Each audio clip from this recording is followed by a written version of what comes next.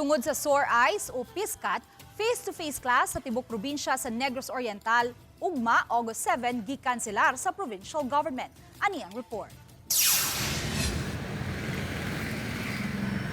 Ang kamanduan sa Negros Oriental Provincial LGU gipagawas tungod sa outbreak sa conjunctivitis o ang sobrang pagdaghan sa kaso sa Piskat. Sa talaan sa Provincial Health Office, halos 2,000 na ka mga estudyante ang gitakbuyan sa Piskat.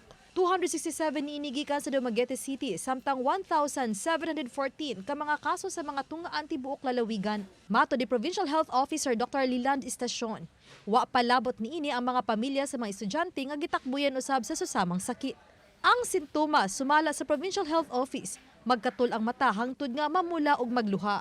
Una nang nagsuspenso sa klase ang pipila ka mga tungaan sa lalawigan, human nga daghan sa mga estudyante ang gipiskat. Tungod niini, girekomendar sa PHO ngadto kang Governor Manuel Sagarbarria nga isuspenso ang klase sa tanang level sa tibuok lalawigan. Tumong niini nga mag-disinfect ang tanang mga tungaan aron mapatay ang virus nga posibleng mitapot sa mga kagamitan sa tungaan. Matod sa PHO, ang sakit nga piskat dili kamatay. Apan posibleng mabuta ang mata kung mag-self-medication, ilabi na kung sayop ang paagi sa pagtambal niini. I think it can be considered already an outbreak, no? Kaya daghan naman jud kayo.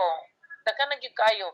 And this is the figure I've told based on yesterday. Pero wala pa may labot ani ang outpatient ang katong mga nasa health centers. Uban ni Clans gabutin, Femery dumabo.